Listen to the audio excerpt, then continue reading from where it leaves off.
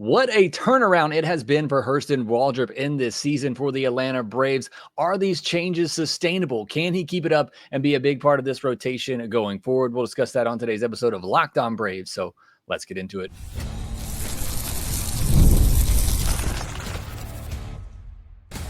You are Locked On Braves, your daily Atlanta Braves podcast, part of the Locked On Podcast Network, your team every day. Hey, and welcome back to Locked On Braves, part of Locked On Sports Atlanta, where we cover your favorite Atlanta sports teams each and every day.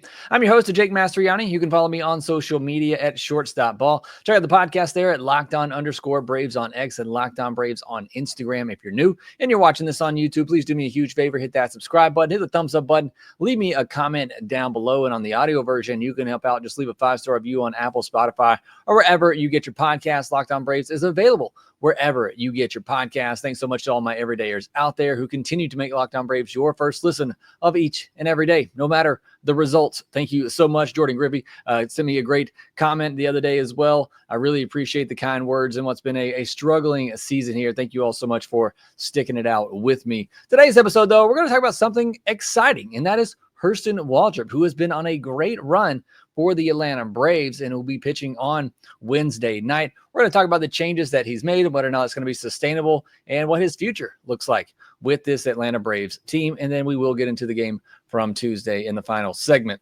But today's episode is brought to you by Gametime. Download the Gametime app, create an account, and use code LOCKEDONMLB for $20 off your first purchase. Now, as for Hurston Waldrep, it has been a bit of a roller coaster season for Hurston Waldrep. If you can remember back in the first month of the year, it was one of my main talking points, at least in terms of prospects coming into the season. One of the main things I was watching is the development of Hurston Waldrep, because I said it feels like you're at a tipping point with Hurston Waldrep where you have to make the decision, can he figure it out as a starter, or do you need to move him to the bullpen and just see what he can do with the two-pitch mix of that fastball and splitter? Well, first month was atrocious for Hurston Waldrep. We'll get into that more in a second. Then he made some mechanical changes, and you slowly saw some progress for him there. And now he's throwing the ball as good as he ever has right now at the big league level.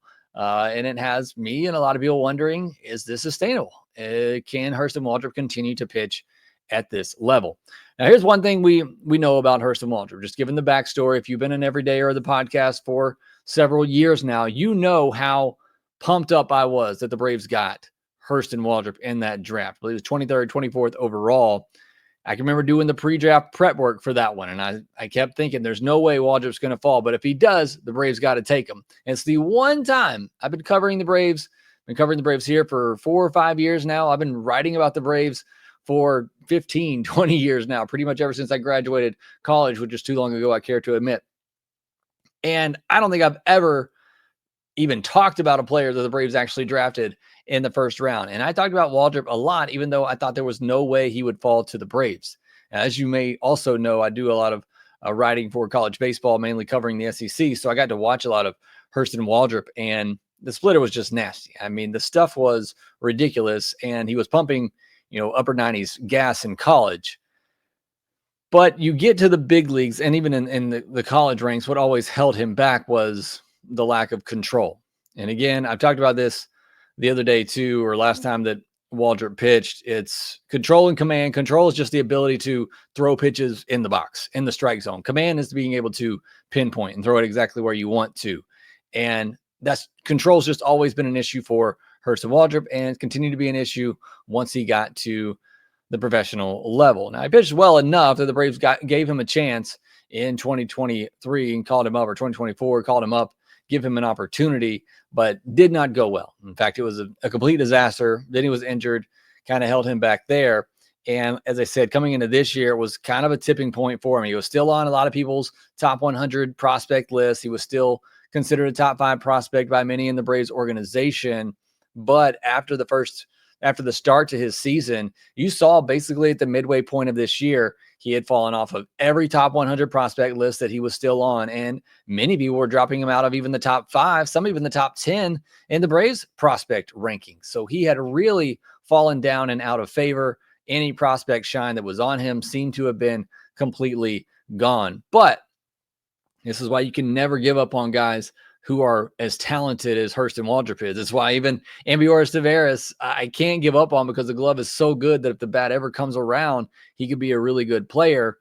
But he makes a few changes, slight changes to his mechanics and his pitch mix, and now you're seeing an upward trajectory for Hurston Waldrep, where he started to turn things around, and to the point where now the Braves have potentially found a future stalwart in their rotation in Hurston Waldrep. It looks a little bit different, and it's maybe not even the ceiling that I thought he had when the Braves drafted him, but it's still a very good pitcher. So let's talk about some of these changes really quickly, and then we'll get into the future for Hurston Waldrep.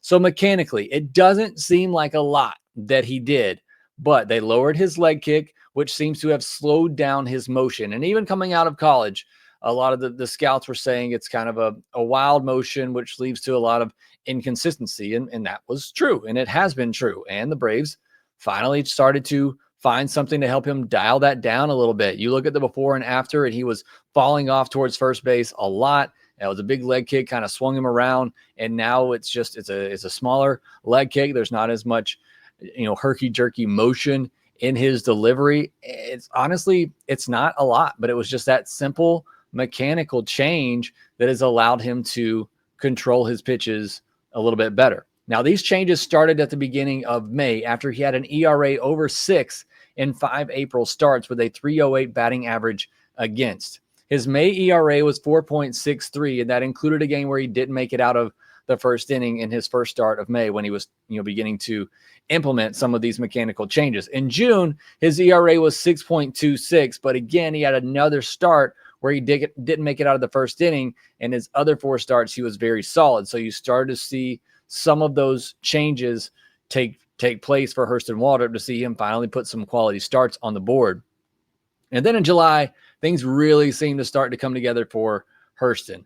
0.78 ERA in 4 starts with a 1.76 batting average against. And the Braves obviously deciding to call him up for August, where he's pretty much done the same thing and been just as dominant. So you saw kind of the slow process in these mechanical changes, helping him control his pitches a little bit more. But that wasn't the only thing. You also saw him change up his pitch mix a lot as well. And just looking at the big league level from last year to this year, you can already see a huge difference. Last year, he was throwing the four-seamer almost 40% of the time, and it is not a good four-seamer, as we'll talk about more in a second. Last year, it was 39.8% four-seamer, 33.8% split, 22.6% slider, and then just 3.8% curveball. So primarily throwing 3 pitches. And keep in mind, last year, very small sample size. So is this year as well. We got to keep that in mind too. But this year, you look, his split, he's throwing 28.4% of the time. His cutter, 18.2. His sinker, 15.6. The slider, 14.2. The curveball, 14.2. And the four-seamer, 9.3.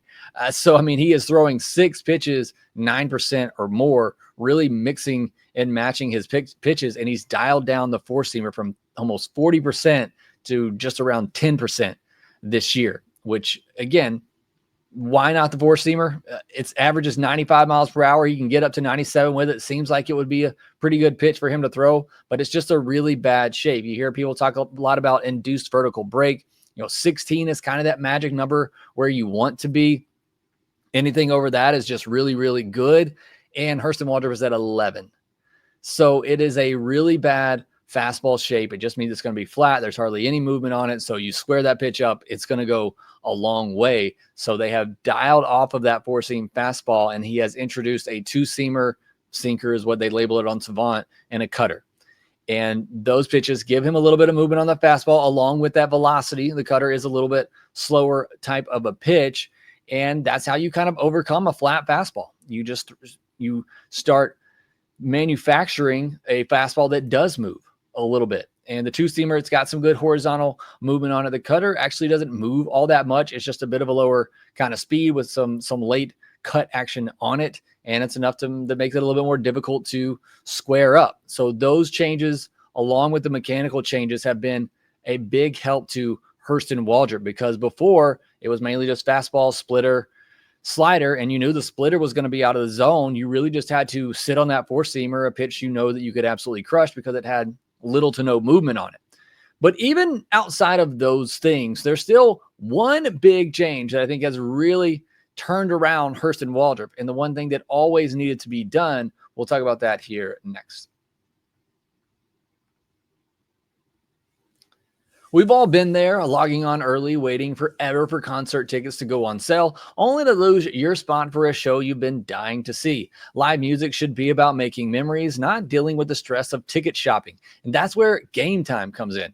Gametime makes getting concert tickets faster and easier than ever. Prices actually drop as it gets closer to showtime, and you can save up to 60% off with their killer last-minute deals. Tired of endless scrolling trying to find the best deal? Gametime's zone deals pick the best seats and your section for you.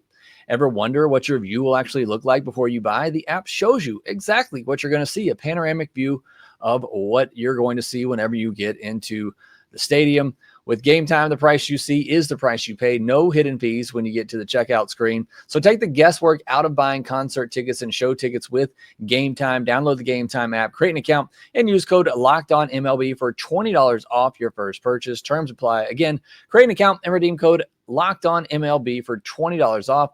Download the Gametime app today. Last-minute tickets, lowest price guaranteed. Thank you, as always, making Locked On Braves your first listen of each and every day. Go make sure you check out Locked On MLB for your second listen of the day. We'll keep you up to date with everything happening around Major League Baseball. Programming note here for Locked On Braves the rest of the week. We'll have another episode come out on Thursday morning, and then we'll have our weekly Friday mailbag episode on Friday afternoon. And then I'm also going to be pre-recording a couple of episodes this week. We'll have a early week mailbag episode for the questions that I don't get to this week. We'll do that early next week. And then I'll also have a pre-recorded minor league episode talking about who I think was going to be on the top 100 prospect list next week, as I will be out on vacation. Yes, it is my last and final vacation that I'll be taking during the baseball season. It'll be next week for my 10-year anniversary. So excited about that. Try to have some prepped content for you though while I'm away. So that's what's coming your way the rest of this week and early next week here for Locked On Braves. But let's get back into this Hurston Waldrep conversation, because talked about the mechanical changes, talked about the pitch mix changes, and those are two of the biggest reasons why he's seeing so much success. But the number one difference is that he is throwing more strikes. And yes, part of that is the mechanical changes that have helped him do that. And as I mentioned, it is control over command right now. It's not that he's able to pinpoint his pitches, but he's able to at least throw them in the strike zone. And that's really all that he needs to do for now. His CSW percentage this year is a bit over 30%. I always look for that 30% number. Last year, it wasn't terrible in the major league level at 28%, but still it's been much better this season. In 2024, again, it was 28.6%, but his called strike rate is 2% higher this year, and his end zone percentage is 4 points higher. So he's able to throw a lot more strikes. He's able to be a little bit more consistent in the zone, and he's doing it with more pitches, which is going to make it a lot harder for other hitters to square his pitches up and to just sit on that flat four-seamer. So those are the biggest differences in Hurston Waldrep this year opposed to what you have seen last year and even what we saw early on in his minor league season. And it's why he's back up with the Braves, and it's why he is succeeding. So the logical question is this sustainable? Can he continue to do this? Are these changes legitimate changes that are going to make him a rotation piece for a long time? What is the ceiling for Hurston Waldrep now? I don't think he's going to be a guy that pitches to a 1.02 ERA and a 0.79 whip for his career or even the rest of this season. His expected ERA is nearly 2 runs higher, and his expected batting average is nearly 70 points higher. Now, even at those expected numbers, it would still be a really, really good pitcher, but it does tell you there is obviously some regression coming. And he's not exactly carrying an elite strikeout rate, although it is very good, around 25, 26%. That's still very, very good for a starting pitcher. Right now, he's benefiting from a lot of missed barrels, 2.3% barrel rate against. And part of that is because he's throwing more pitches now, and he's throwing some fastballs that have some movement on it. So they're going to move off the barrel. So that is a direct result of the changes that he's making. Now, 2.3% barrel rate is very, very low. I doubt that it's going to stick that low, but I do think that is a result of some of these changes in the pitch mix. So while there is certainly some regression coming, And again, how could there not be with where his numbers are right now? I do think he can be a consistent rotation arm with what he has right now, but I think it's probably more like a number 3 starter, a 3.5, 4.20 ERA type of arm that's probably going to have some variances in there. He's going to have some great starts where he looks like a top of the rotation arm. He's going to have some blow up starts where he's not able to get out of the third or fourth inning. I think that's probably where Hurston Waldrep is right now, but I think he's going to have obviously more good starts than bad starts, but I think he's probably a mid-rotation type of arm, which would be great, which would be fantastic if that's what he can be. It's not the ceiling that maybe I thought he could have if he put it all together as a starter with that split and with an upper 90s fastball. But obviously, if you can get a mid-rotation starter out of Hurston Waldrep, that's a huge win, and you will certainly take that. So what else is needed? Is there more room for him to maybe still reach that ceiling and be a top of the rotation arm? And I know he's pitching one like now. I'm guessing that he's not going to be a 1.07 or 02, whatever it is, ERA guy, a 1.02 ERA guy. Again, I'm expecting him to be more of a 3.5, 4.25, ERA type of pitcher. But is there still more that he can grow on? And certainly there always is.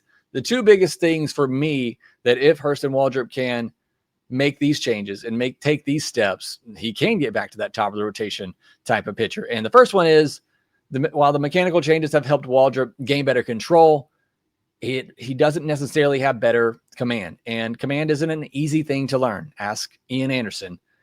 And he may never get there. And like I said, what I'm predicting or what I just predicted is if he never gets there with the command, I still think he can be a good pitcher. But if he is able to get there with the command and be more consistent in landing that sinker, the cutter, the splitter, and the slider, and even the four-seamer too, I mean, honestly, if he could just command the four-seamer and command the splitter down to the bottom of the zone and command that slider down and away from righties, obviously it's going to be a very, very good pitcher. But if he can gain the better command of these pitches more consistently, because right now it's just he might throw one really good splitter, he might throw one really bad splitter, and so on. It's just there's not a lot of consistency in his pitches. It's just more of them are actually landing in the zone, and they have so much movement, and he's throwing so many pitches that he's able to miss barrels right now. But if you can command those pitches and gain command of those pitches, obviously it's gonna help any pitcher get to a higher level. But because of how good his stuff is, you have that stuff with the command. That's what makes you a really, really good pitcher. And the other thing would be if he could get into the lab and improve the shape of his four-seamer. And it's possible. Pitchers do it every offseason now, go to Driveline or wherever, and they work on these things. If he could do that, it would be a game changer. He throws hard enough already, as I mentioned, at 95. I think there's room for even more. You saw it at the college level. He was, able to hit 97, 98. I think there's more velo in there, but and Drew's vertical break of 11 is nearly 5 inches, or it is 5 inches below league average and where you want to be at 16 or higher. If he could bump that up to just 16 and have that velocity and be able to locate it up in the zone, I mean, this isn't hyperbole. I honestly think he could be one of the best starters in all of baseball. And that's always the ceiling that I thought that Hurston Waldrep could have when the Braves drafted him, that if all of this thing clicked, if he was able to get the good shape on the fastball with that velocity, if he was able to command that splitter to throw it in the zone when he needs to, drop it out of the zone when he needs to, and be able to have that third pitch in a slider, I thought he could be one of the best pitchers in baseball and be the top of the rotation arm. That's why 2 years ago, not at the beginning of this year, beginning of last year, I had Hurston Waldrep as the top prospect in the system because I do my prospect rankings based on ceiling, and I had Hurston Waldrep as a top of the rotation type of ceiling. And so even when the Braves drafted him, I thought he could be that guy. I don't with where he's currently at right now, but if these things were to happen and if he's able to be more consistent in landing these pitches, if he's able to improve the shape of his four-seam fastball and be able to locate it up in the zone, throw the splitter off of it, throw the slider off of it, then I still think there is a potential for him to be a top of the rotation arm. But those are big asks, and those are things, like I said, command's not easy, and a lot of pitchers don't get it. And it's not easy to gain 5 inches of induced vertical break on your four-seamer. But if he was able to do those things, I think there is some untapped potential still for Hurston Waldrep. on top of what is already right now looking like a very good middle of the rotation type of starter. So what is his future with this team? You know, it's been 3 starts, I guess 3 games, 2 technical starts, but essentially 3 starts that he's had this year. Going to have another one on Wednesday night. We'll see if he can slow down that White Sox offense. But a lot of people are already calling for Hurston Waldrep to be in the rotation next year. Of course, we got to see how the rest of this season plays out, and if teams maybe start to make some adjustments to him, if he were to struggle down the stretch, obviously that could change some things. I still have some questions about his consistency, which again, we'll probably find out the rest of the season. If he gets, 5 more starts or so in there, that'll give us a much bigger sample size to look at. He had a couple of those starts in Gwinnett where he didn't make it out of the first inning. He was just, so bad, and you can't have that at the big league level. I know it happens from time to time, but it just really blows up your bullpen. You see it with the Braves where their pitching is right now. They got a starter that can't get out of the third, fourth inning, and it just blows up everything. And you're having to move guys up and down just to give you some length in your bullpen. So he still has some of that in him, and just don't know when that, command or control rather is going to elude you. And, half his starts at Gwinnett since May, he walked at least 3 batters. So that's something that's got to get better. At the big league level so far, it's been 2 or less, and that's, really where you want him. That's the sweet spot. And if he can continue to do that, walk 2 or less, I feel really good about where Hurston Waldrep's going to be. But again, just looking at his minor league track record, there's been too many games where he's walking 3, 4 batters and struggling to get, through 5 innings. And so that, holds it back a little bit. And I think the biggest thing too to consider here with Hurston Waldrep in terms of the rotation for next year is, one, if everybody's healthy, he's probably not going to have a spot. And because he will have a minor league option left next year, it's going to make it much easier for the Braves to send him down in favor of, say a Joey Wentz who's out of options, if the Braves want to keep him around for depth in the rotation. Even if you think Hurston Waldrep is better than Joey Wentz, there's a good chance that Wentz would get the spot over him in the rotation just because Hurston Waldrep has options. And we've seen that, this year for guys like Dylan Dodd and Daysbull, who have been moved back and forth, even though they're probably better arms than what the Braves actually have in the bullpen, but they have options and they can send them down and not have to lose a guy and keep somebody around for depth, which is a smart, move to try to get through the entire season because you need that depth. I still say no matter what, it wouldn't shock me if Hurston made 15, 20 starts next year, and then the following year is a big part of the rotation going forward with a lot of years of control. So I do think what we've seen from Waldrep, from the start of May at Gwinnett, and obviously just getting better and better with these mechanical changes and this pitch mix. But the sinker cutter thing is still pretty new. I mean, when he first made these mechanical changes, he was actually leading with the slider, and it was slider 4-seam. And it wasn't, till June, July that he really started introducing this sinker and cutter. And then you saw him take off in July, and then what he's done here in August. So really excited to see what he can do the rest of the way. I do think with where he is right now, I have a lot more confidence than I had coming into the year, and especially more confidence than I had at the end of April, that Hurston Waldrep is going to be a big piece of this rotation for the future. Let me know your thoughts in the comments section below. Where are you at now on Hurston Waldrep? Have you given up on him before? Are you back on the Hurston Waldrep train? Do you think he's got to be in the rotation next year, no matter what? Let me know what you think down below. But next, we'll get into Tuesday night's action against the White Sox. We'll get into that here next.